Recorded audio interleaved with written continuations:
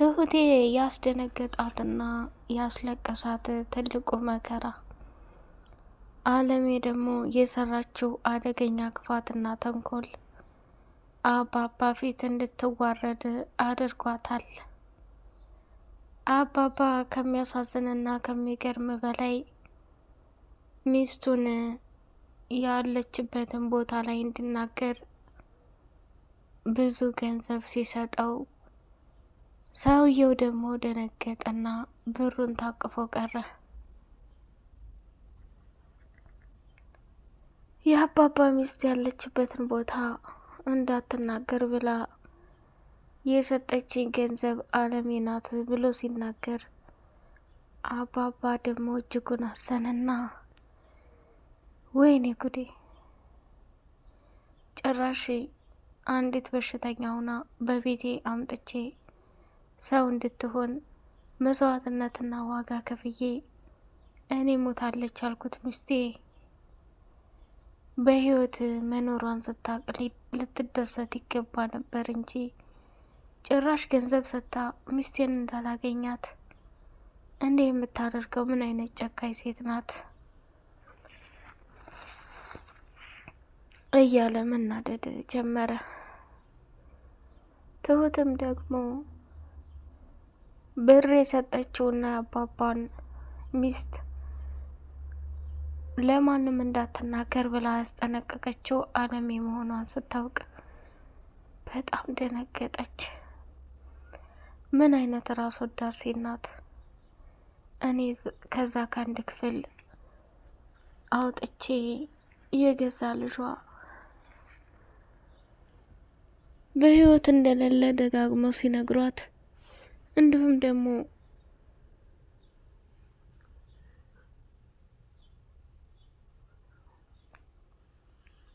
የገዛ ባሏ እያሰቃያት የነበረችን ሴትዮ እኔ አውጥቼ ሰው በማድረጌ ልትደሰት ይገባ ነበር እንጂ አሁን አባባ ሚስቱ በህይወት እንዳለች እያወቀች እሷ ግን ይሄን ገንዘብ እንዴት ልትሰጥ ቻለች ብላ በጣም ደነገጠች። አባባ ደግሞ ገንዘቡን አውጥቶ ከሰጠው በኋላ በህይወት እንዳለች ሲነግረው በጣም የደነገጠውና ትሁቴን እንደዛ አላምንሽም እያለ ሲላት የነበረ ሰውዬ ዛሬ ላይ ትሁት ልክ እንደሆነች አረጋግጦላት ማለት ነው። ሰላም ሰላም፣ ውድ የተከበራችሁ የተወደዳችሁ የደሴዋ ቤተሰቦች እጅግ በጣም ተወዳጁና በጉጉት ስንጠብቀው የነበረው የትሁት ድራማ እንደቀጠለ ይገኛል። ቻናሉን ላይክ፣ ሰብስክራይብ አድርጉ። ለምታበረታቱኝም አመሰግናለሁ። አባባ ከሚባለው በላይ ትሁቴን ማመን አቅቶት እባክህ አባዬ እሁድ ድረስ እንድትታገሰኝ እፈልጋለሁ። ሰውዬ የቀጠረኝ ለእሁድ ነው። እሁድ ሄደን ሁሉንም ነገር እዛው ትሰማለህ። ትሁት እባክሽ የተዳፈነውን ቁስሌን አትቀስቅሹ። ሚስቴ ከሞተች 12 ዓመቷ ሀዘን እየቀሰቀሽ ልቤን አትስበሪው አላት። አባዬ ግድ የለም አንዳንዴ እውነትን አምኖ ለመቀበል ለምንድን ነው የቸገረ አለችው። እሱም ደግሞ የማይሆን ነገር ባታወሪ ጥሩ ነው ትሁት፣ ከዚህ በላይ ልታገዝሽ አልችልም አለ። ተመስገንና ናቴ እንግዲህ በከባድ ጦርነት አንስተዋል። እሱም ምንድነው ናቴ ሽማግሌ እንድትልክ እፈልጋለሁ። ቤተሰቦች አሁን ላይ የኔ ምርጫ ሳይሆን የእነሱ ምርጫ ነው እየኖርኩ ያለሁት። ተመስገን ደግሞ ሽማግሌ ከላከ ሊቀበሉት ይችላሉ። እኔ ምልሽ ትሁቴ አምን አንተ የምትለኝ አለች። እውነት አሁን ተመስገን ሽምግልናውን ቢቀበሉት ታገቢዋለሽ እንዴ አላት። እሷም ደነገጠችና ቆይ አንተ ልጅ ግን ጤነኛ ነህ? ምን እንደምታስብና ምን እንደምታደርግ ለማወቅ ይከብዳል። እንዴት እንደዚህ ትላለህ? አለችው። አልገባኝም። ምን እየሆንሽ ነው? የራቅሽኝ እየመሰለኝ ነው። አንቺ ከተመስገን ጋር ያለሽ ቅርርብ ምንድን ነው? እያለ በጥያቄ ማሳበር ጀመረ። ተመስገንም ለአንዴና ለመጨረሻ ጊዜ መጣና ትሁቴ፣ እኔ በፍጹም አንቺን ልጎዳሽ አልችልም። እስካሁንም ለበደልኩሽ ነገር ደጋግሜ ይቅር እልሻለሁ፣ እጠይቅሻለሁ። ግን አንቺ እባክሽ ተረጅኝ። ምንም ቢሆን ምንም እኔ አንቺን አጥቼ መኖር አልችልም። የልጄ እናት ነሽ አላት። ተመስገን እባክህ ልለምን፣ እኔ እኮ ብዙ ጊዜ ከሚባለው በላይ ራሴን መቆጣጠር አቅቶኝ ያደረከኝን ክፋት በሙሉ ልረሳው አልችልም አለችው። አውቃለሁ፣ እሱን ደግሞ ልካስሽ። ሁሌ የሰው ቤት ሰራተኛ ሆነሽ መኖር ይበቃሻል። በቃ የራሳችንን ህይወት እንኖር እያለ መለመን ጀመረ ማለት ነው። እሷም እንግዲህ ከሚባለው በላይ የተመስገን መለወጥና የተመስገን ማሰብ በጣም አስደስቷታል። ናቴና ተመስገን ፊት ለፊት ተገጣጠሙና ስማ፣ በቅርብ ጊዜ ሽማግሌ ልካለሁ። አንተ እንኳን ብታገባት እመነኝ፣ አንተን ፈታ ወደ እኔ መምጣቱ አይቀርም።